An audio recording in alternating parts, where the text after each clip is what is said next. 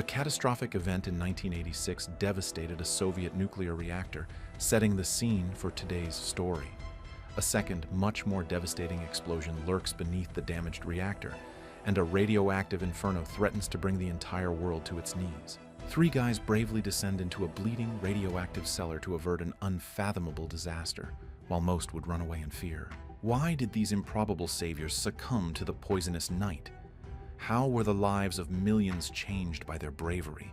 And what makes their narrative one of the most unselfish deeds the world has ever witnessed? Join us as we uncover the unassuming resolve, last-ditch creativity, and enduring impact of the Chernobyl divers, the heroes who rescued an entire continent from unfathomable tragedy. An enormous nuclear accident occurred at the Chernobyl power plant in northern Ukraine on April 26, 1986, before the entire world had woken up. The accident occurred at Reactor 4, deep within the Soviet Union.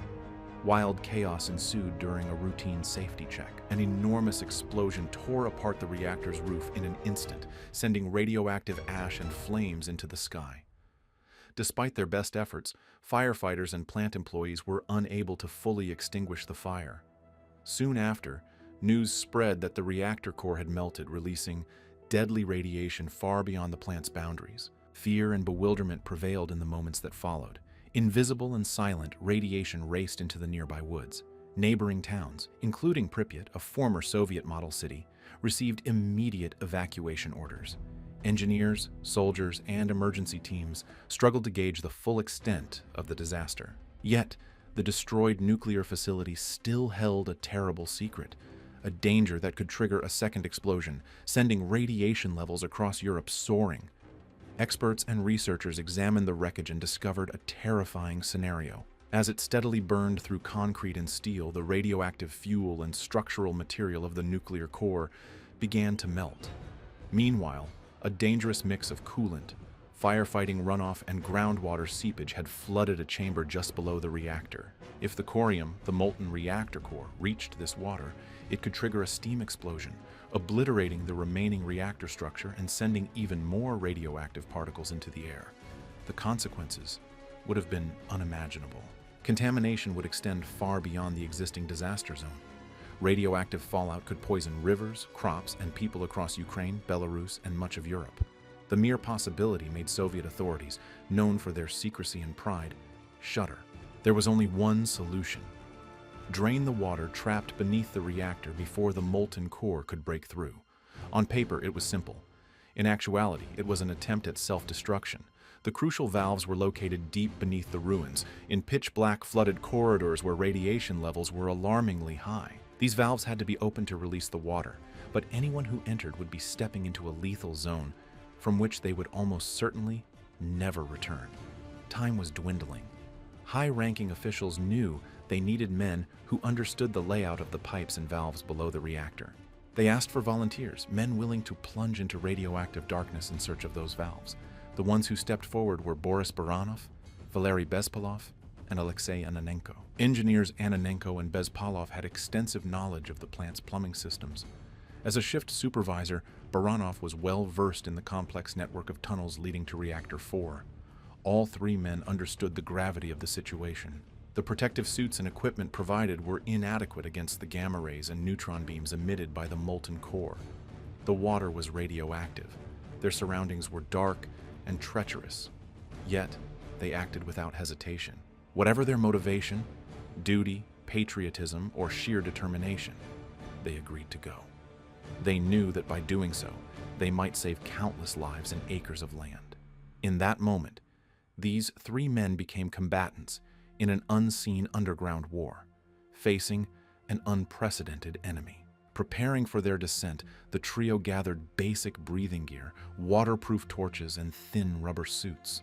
Workers and soldiers surrounded them, some muttering prayers, others offering quiet expressions of gratitude. No one could guarantee their rescue if something went wrong. A collapsing beam, a burst of superheated steam, or simply getting lost in the labyrinth of pipes, fate would show no mercy. Stepping into the flooded basement, Ananenko, Bespalov, and Baranov hesitated for a brief moment. The thick, radioactive water reached their chests, Every splash echoed ominously. Their flashlights cut narrow beams through the darkness, revealing broken concrete, twisted pipes, and mangled steel rods. Each breath tasted stale, tainted by pollution. The radiation counters they carried were now useless. They were beyond measurable limits. Relying on instinct and memory, they pressed forward. Their thoughts drifted away from the world above. Here, the mission was singular. Locate the valves, open them, and drain the water.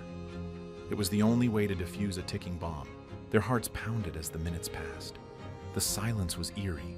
Occasionally, a metal beam or debris brushed against their suits, triggering a jolt of fear, until they realized it was just an obstacle, not an enemy. Each man must have contemplated his fate as they navigated this submerged abyss. Radiation was unlike fire. It didn't burn the skin in an instant. It was invisible, undetectable, silently rearranging cells, planting the seeds of sickness that would later bloom into a devastating illness. Then, suddenly, Ananenko spotted something. A cluster of pipes matched the mental blueprint he had memorized.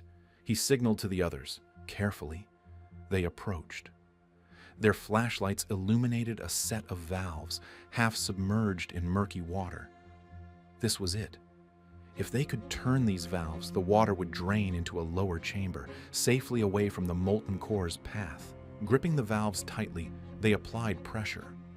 The metal, worn by years of service and the recent explosion, groaned in protest, then released a hesitant squeak. Slowly, the valves turned. Water began to drain. The pool level dropped steadily, falling just short of catastrophe. They had done it. Despite radiation and darkness, they managed to accomplish the seemingly impossible. Their mission complete, the divers turned back, retracing their path through the flooded tunnels. Every step remained cautious. One wrong move could spell disaster. Then at last, a faint light flickered in the distance. The doorway. As they emerged from the depths, relief and astonishment spread through the onlookers. Medics rushed to them, stripping away their soaked, contaminated suits in a desperate attempt to limit their exposure. In the days that followed, the three men developed symptoms of radiation sickness, fatigue, nausea, and splitting headaches. Yet, in the Soviet Union's tightly controlled society, their heroism went unacknowledged. There were no public tributes, no media interviews, and no recognition. As they fought for their lives, the state's silent machinery buried their story. But whispers spread. Those who understood what had nearly happened knew the truth. These three men had prevented a catastrophe that could have affected millions. Without them, radioactive fallout would have been far deadlier. If the molten core had reached the water, the resulting explosion could have poisoned rivers, crops, and people across Europe. As the Soviet Union crumbled and the truth about Chernobyl emerged, the story of the divers finally gained recognition. Yet, conflicting reports remained. Some claimed they died soon after, while others insisted that some survived for years. Despite initial claims to the contrary, new evidence suggests that Ananenko and Bespalov, two of the men on the mission, did, in fact, survive the ordeal. Baranov, however, did not. Due to his advanced age and declining health, he passed away a few years later. Yet, much like the cloud that shrouds many Chernobyl heroes, the precise details of their health and survival remain vague. What is inarguable is the enormity of their act. Historians, scientists, and disaster planners agree, had these three men not intervened, a far worse catastrophe could have unfolded. By draining the water and preventing a second explosion, they contained a hazard that could have made Chernobyl's tragedy even more devastating. Today, when people think of Chernobyl, they picture abandoned apartment buildings overtaken by nature and the invisible scars of radiation imprinted on the land. Firefighters, pilots, soldiers, and scientists who risked their lives to contain the disaster are honored in memorials and documentaries. Yet, among these heroes, the three Chernobyl divers stand apart, men who knowingly plunged headfirst into danger to save others. Their story is a powerful reminder that even amid massive failures, human error, systemic indifference, and political secrecy, acts of true heroism can emerge. The Chernobyl divers could have refused, arguing that the mission was too perilous for anyone to undertake. Yet, instead of yielding to fear, they answered a solemn duty. Their sacrifice has inspired and will continue to inspire generations, proving that even in humanity's darkest hours, there are those willing to give their lives to save others. True heroes do not seek fame. The Chernobyl divers showed us that no matter the cost, no matter the risk, some will do what must be done to protect a future they may never see.